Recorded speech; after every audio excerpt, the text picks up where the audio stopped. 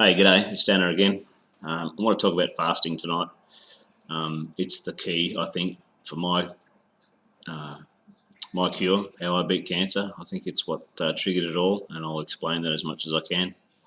Look, and it goes back thousands of years to the ancient Greeks, Egyptians, biblical times, American Indians on their vision quest, shaman in South America, ayahuasca, and all that sort of stuff. And I think even our first people fasted on a fairly regular basis or fasted for healing. The general rule I use for what I do, so I still do a 7 to 10 day fast every 3 months if I can. Basically based on the principle that after I'm 40 years old, I can do a 40-day fast every year. So I split it up into 4 lots of 10.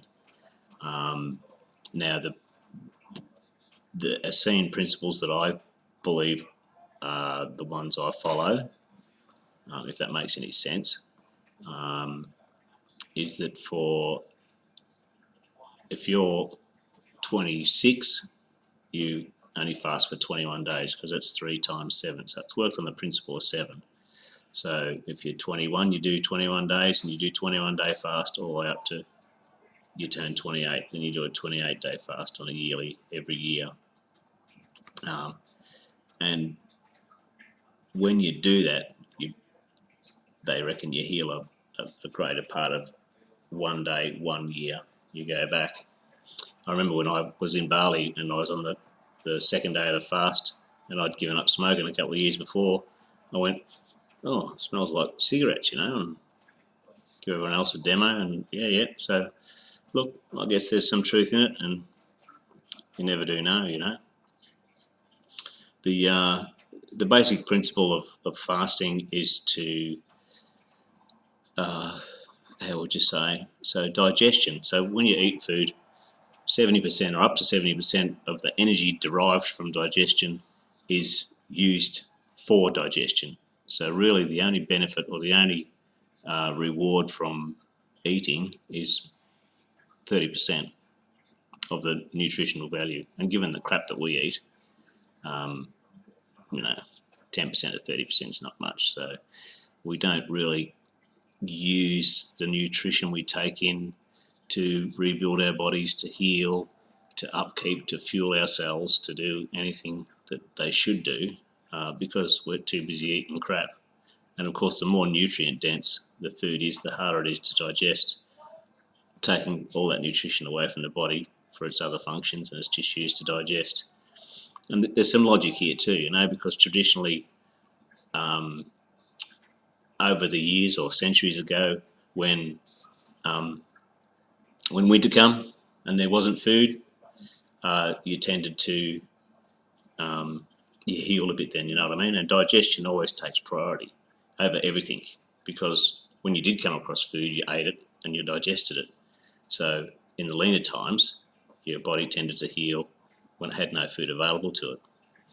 So that's the theory behind the fasting. It's basically to unlock the healer within or unlock the physician within by uh, turning your body. Well, actually, it turns it to what they call autolysis, or I see it written as ketosis in some places, but I always associate ketosis with digesting animal products and that sort of stuff. So I stick with the autolysis.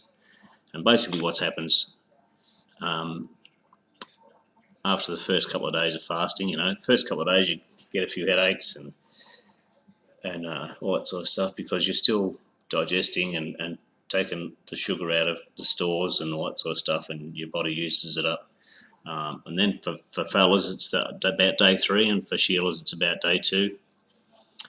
Your body switches, so it starts to it starts to deconstruct all the stuff inside you. So it takes all the toxicity, all the bacteria, the parasites, the viruses, the tumours. So it actually starts to deconstruct that, and your sugar needs and your protein needs for your body are taken from the crap in your own body that's just sitting there.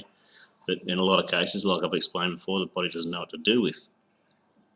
Um, so, and of course, you lose a bit of weight. And a water fast also triggers the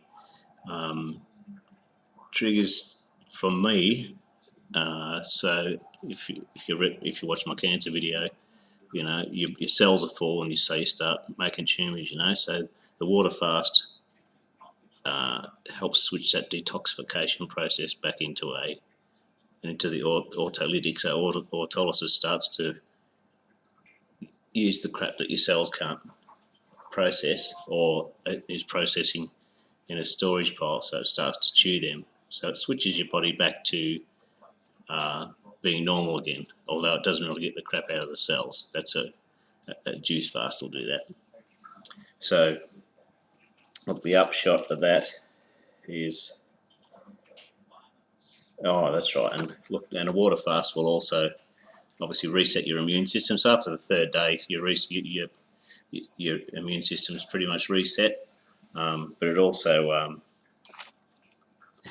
makes stem cells, believe it or not, the water fast. So then once you start a water fast and you're getting into it, your body makes stem cells. So look, there's some pretty sound logic there that you could probably fix a lot of other problems. Water fasting, like your Parkinson's diseases and all that sort of stuff. I'm not sure if anyone's tried, but it's certainly food for thought.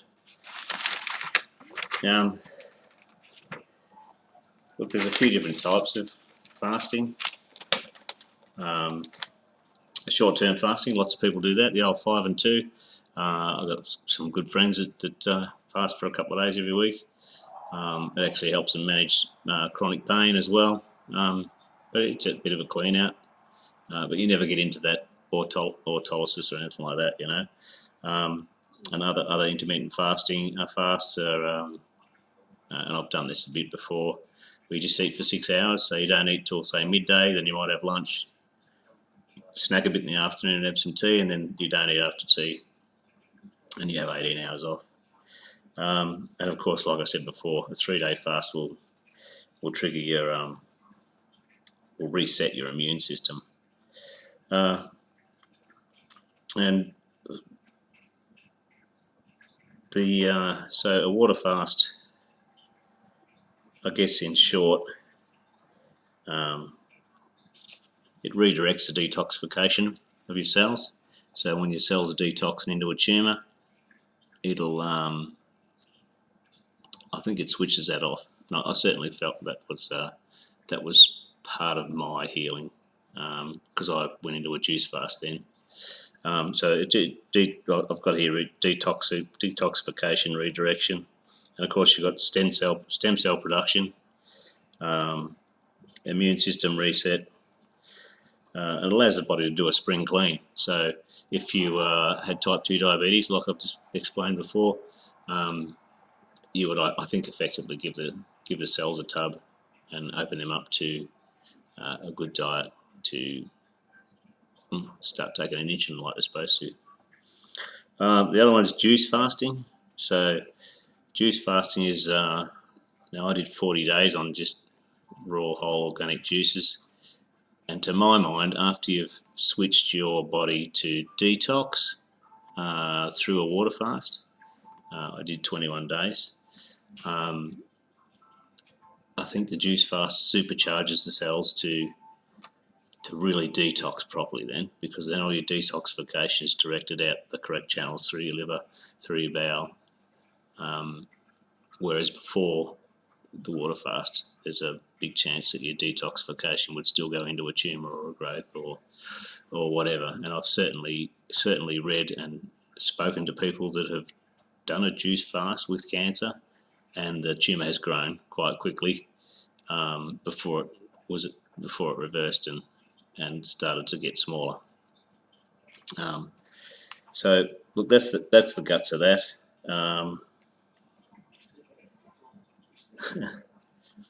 Look, and the success of any fast, especially an extended fast, will wholly and solely rely on how fast you get the shit out. So if you are considering extended fasting, you will need to consider enemas and or colon hydrotherapy, especially on a juice fast, because like I said, it supercharges the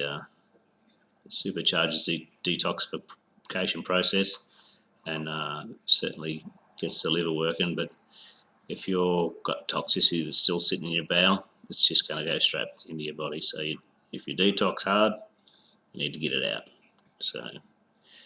So look, I hope you found this informative. The next video I do, I'm going to talk about preparation for a water fast and executing the water fast.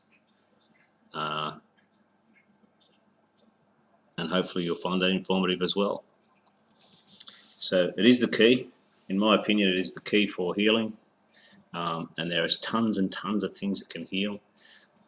You've just got to have the mindset. You've got to want to do it.